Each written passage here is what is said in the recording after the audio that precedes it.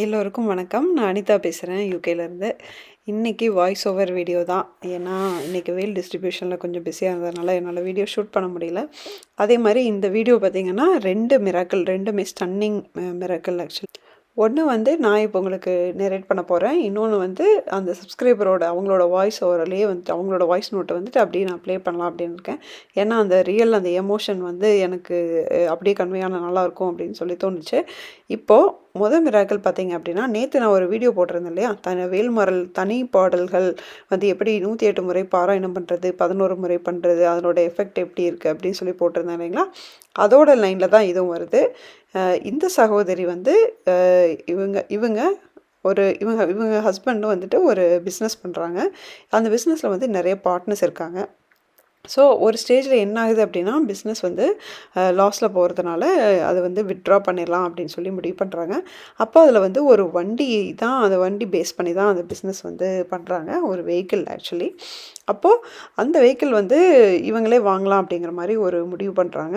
உங்களுக்கே தெரியும், பிஸ்னஸில் வந்துட்டு நிறைய பார்ட்னர்ஸ் இருப்பாங்க. அதே மாதிரி அதில் ஸ்டேட்டஸ் அந்த இதெல்லாம் வந்து சிலதெல்லாம் மெயின்டைன் பண்ணணும். அது ஏன்னா இப்போ ஒரு பிஸ்னஸில் வந்துட்டு அந்த ஸ்டேட்டஸ் மெயின்டைன் பண்ணுறது ரொம்ப முக்கியம். அந்த ஃபர்தராக அவங்களோட ஃப்யூச்சரே வந்து அதில் தான் இருக்கும் அப்படின்னு சொல்லணும்.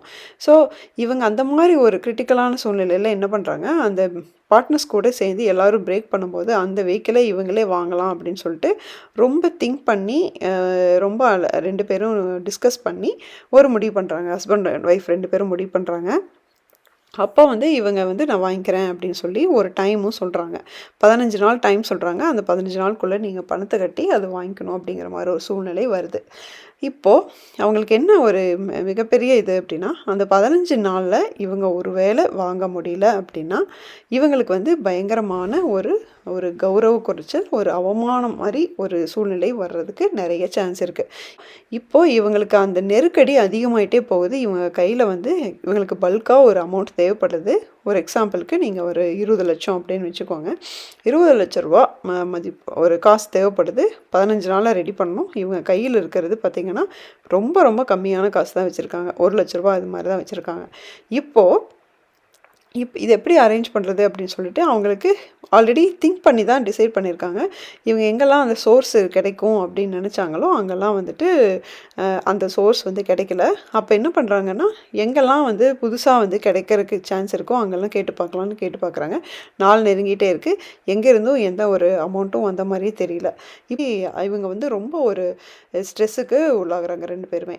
அப்போ தான் நம்ம சகோதரி வந்து நம்ம வீடியோவில் இந்த 108 முறை தனிப்பாடல்கள் பாராயணம் பற்றி நான் சொல்லியிருந்தேன். அந்த பனைக்க முக படக்கடற மதத்தவள கஜக்கடவுள் அந்த பாட்டு வந்து தேவர்களை வந்து சூரபத்மன் வந்து சிறை பிடிச்சிட்டு போய் அவன் ஜெயிலில் வச்சுருப்பான். அந்த ஐராவத ஆணையும் கட்டி போட்டிருப்பான். அந்த சமயத்தில் வந்து வேல் எப்படி அந்த யானையை வந்து அந்த சங்கிலியோட அந்த விலங்கை வந்து அந்த ஆணியை வந்து பேத்தெடுத்து அந்த யானையை ரிலீஸ் பண்ணுச்சு அப்படின்னு சொல்லிட்டு அந்த பாட்டை வந்து அதுக்கு தான் வந்து அந்த அர்த்தம் தான் கொடுக்கும். அப்போது அந்த பாட்டு எதுக்குன்னா, இந்திரன் முதலான எல்லா தேவர்களும் வந்து அவமானப்படுத்தப்பட்டதை வந்து வேல் தான் மீட்கும். இந்த அர்த்தத்தை வந்து நான் வந்து இந்த பொருளை எக்ஸ்பிளைன் பண்ணும்போது சகோதரிக்கு நம்ம கிட்டத்தட்ட இந்த சூழ்நிலை தான் இருக்கோம். நம்ம ஹஸ்பண்ட் வந்து கிட்டத்தட்ட இந்த மாதிரி ஒரு சூழ்நிலை தான் இருக்கார். அதாவது ஒரு அவமானப்படுத்தப்பட்டு ஒரு சங்கிலியில் அவர் கட்டி போட்ட மாதிரி ஒரு சூழ்நிலை தான் இருக்கார். ஸோ இந்த சங்கிலியை அறுத்து தான் நம்ம ஹஸ்பண்டை மீட்கணும் அப்படின்னு சொல்லி இவங்களே அது உருவகப்படுத்திட்டு இந்த பாடலை வந்து 108 முறை பாராயணம் பண்ணுறாங்க. எப்படின்னா, அவங்க வேல் வந்து அவங்க ஹஸ்பண்டை வந்து கட்டி போட்டிருக்கிற அந்த அவமானம் அப்படிங்கிற சங்கிலியை பேத்தெடுத்து அவங்கள ரிலீஸ் பண்ணுற மாதிரி உருவகப்படுத்திட்டு அழுதுகிட்டே பாராயணம் பண்ணுறாங்க ஆக்சுவலாக. இப்போது திடீர்னு அடுத்த நாள் வந்து சில பேர்கிட்ட வந்து எதுக்கும் கேட்டு பார்க்கலாம் அப்படின்னு சொல்லி நம்ம சொல்லி வச்சுருப்போம் இல்லைங்களா, ஒரு அமௌண்ட் வேணும்னா அந்த மாதிரி ஒருத்தங்கிட்ட சொல்லி வச்சுருக்காங்க. அப்போது அதில் ஒருத்தர் வந்து அவராகவே கால் பண்ணி எந்த ஒரு டாக்குமெண்ட் எதுவுமே எந்த ஒரு அத்தாட்சியுமே வாங்காமல் உங்களுக்கு நான் 5 லட்ச ரூபா தரேன் அப்படின்னு சொல்லி கொடுக்குறாரு. அவர் பேர் என்ன அப்படின்னு பார்த்தீங்கன்னா வெற்றிவேல். இது எவ்வளோ ஒரு ஆச்சரியமான விஷயம் இல்லை? இவ்வளோ பர்ஃபெக்டாக வந்து வெறும் முருகர் பேர் கூட இல்லை, ஸ்ட்ரெயிட்டாக வெற்றிவேல். அப்புறம் வந்து அந்த அவர் கொடுத்த 5 லட்சத்துக்கு அப்புறமா அடுத்தடுத்து பார்த்தீங்கன்னா ஒரு 2-3 நாள்லேயே வந்து இவங்களுக்கு வேணும் எவ்வளோ அமௌண்ட் வேணுமோ அது வந்து கம்ப்ளீட்டாக கிடச்சிருது. சகோதரிக்கு வந்து இந்த 108 முறை பாராயணம் வந்து இவ்வளோ ஒரு எஃபெக்டிவாக இருக்கும் அப்படின்னு சொல்லி அவங்களே எதிர்பார்க்கல. கேட்கும்போது எனக்கும் சந்தோஷமாக இருந்தது. அதனால் வந்து எல்லாரும் நம்ம இந்த 108 முறை பாராயணத்தை ரொம்ப சீரியஸாக எடுத்துக்கிறோம்.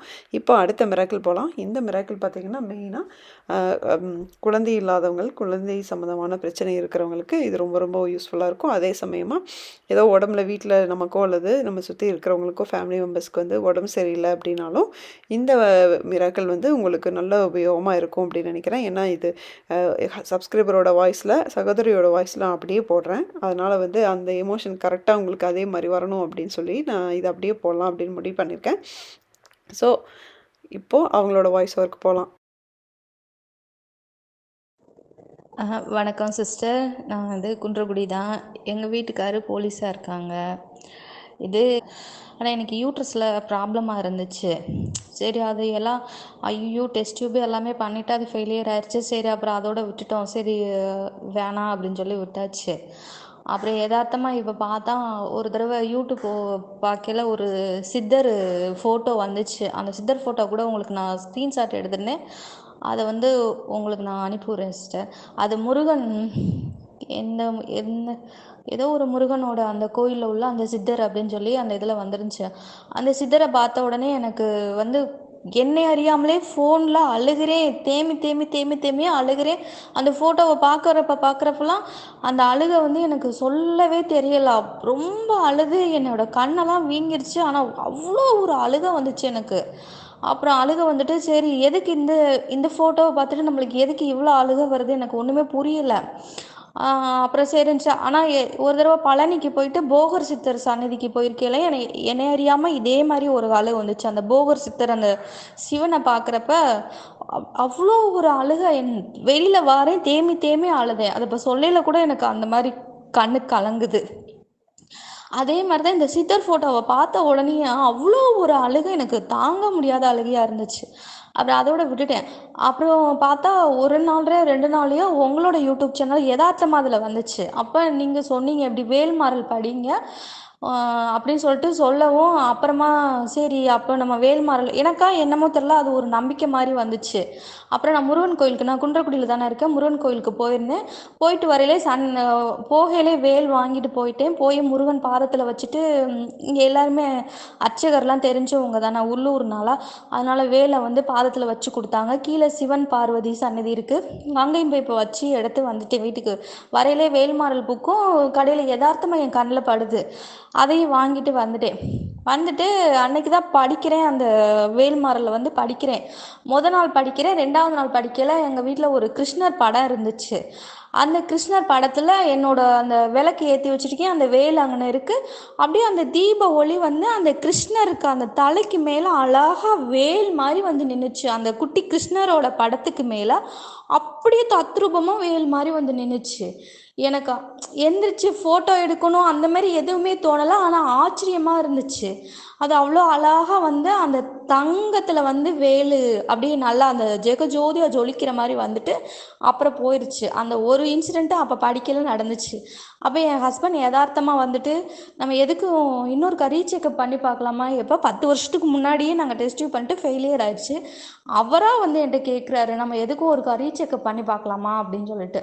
ஒரு மேடத்துக்கு அவங்க எஸ்ஏ மேடத்துக்கு 22 வருஷம் கழிச்சு குழந்தை பிறந்திருக்கு அப்படின்னு சொல்லிட்டு அவர் சொல்லவும் சரிங்க அப்படின்னு சொல்லிட்டு வேல்மாறல் படித்து இந்த 2-3 நாளைக்குள்ளே இந்த இன்சிடெண்ட்லாம் நடக்குது.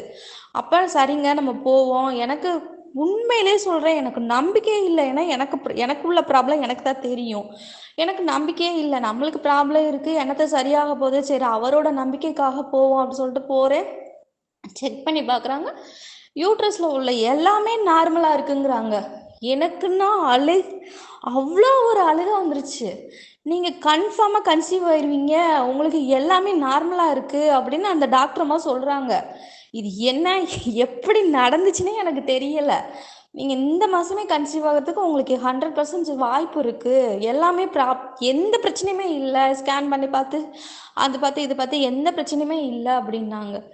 யா எனக்கு இந்த மாதிரி ஒரு இன்சிடென்ட்டு அப்பா எவ்வளோ ஒரு சந்தோஷமா இருந்துச்சு. அந்த டாக்டர் அம்மா சொல்லையில உங்களுக்கு பிரச்சனை இல்லை அப்படின்னு சொல்லி என்னை அனுப்புனாங்கல்ல.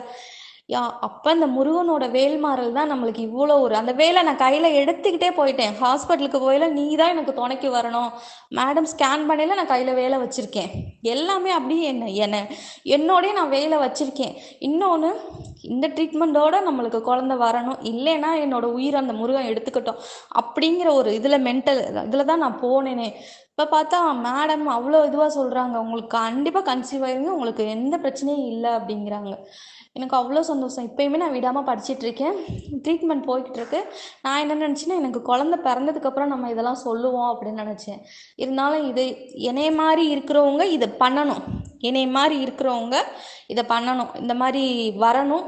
அதுக்காக நான் அதை சொல்கிறேன். நீங்கள் இதை கண்டிப்பாக சொல்லுங்கள், இதை நீங்கள் சொல்லுங்கள். என்னைய மாதிரி எத்தனையோ பேர் இருப்பாங்க, இப்போ அவங்களுக்குலாம் இது ஒரு மோட்டிவேஷன், நம்பிக்கை வரும். வேல்மாறல் படிக்க சொல்லுங்கள். நீங்கள் சொல்கிற மாதிரியே நானும் அபிஷேகம் பண்ணி அந்த பால் எடுத்து டெய்லி குடிச்சிக்குவேன். வேல்மாறல் விபூதி எடுத்து நெத்தியில் பூசிக்குவேன், வயிற்றில் தடவிக்குவேன். எனக்கு எந்த பிரச்சனையும் இல்லை. அதனால தான் மேடம் இதை சொல்கிறேன். எனக்கு வேல் கிடச்சிச்சின்னா சந்தோஷம், அப்படி இல்லைனாலும் எனக்கு எப்போ கிடைக்கணும்னு இருக்கோ அப்போ கிடைக்கட்டும். சரி சிஸ்டர், தேங்க்யூ சிஸ்டர். இதுதாங்க, இது மாதிரி நூற்றுக்கணக்கான ஆயிரக்கணக்கான மக்களோட வாழ்க்கையை மாற்றிட்டுருக்கு வேல்மாறல். இப்போது இதை நம்ம கண்கூடாக பார்த்துட்டு வரோம். நான் இவங்களோட வாய்ஸில் போட்டது காரணம் கடைசி ஒரு நிமிஷம் அவங்களோட வாய்ஸில் இருந்த அந்த வேகம் உங்களுக்கு புரிஞ்சிருக்கும்னு நினைக்கிறேன். இது எல்லாரும் பண்ணணும் அப்படின்னு நான் ஒருத்தியே சொல்லிகிட்டு இருக்கேன் இல்லைங்களா. இப்போ இன்னொரு சொல்கிறவங்க நீங்கள் கேட்கணும் அப்படிங்கிறதுக்காக தான் இதை நான் போட்டேன். ஸோ இந்த வீடியோ, இந்த 2 அப்சல்யூட்லி ஸ்டன்னிங் மிராக்கிள் ரெண்டுமே உங்களுக்கு பிடிச்சிருந்தது அப்படின்னா கண்டிப்பாக ஒரு லைக் பண்ணிக்கோங்க.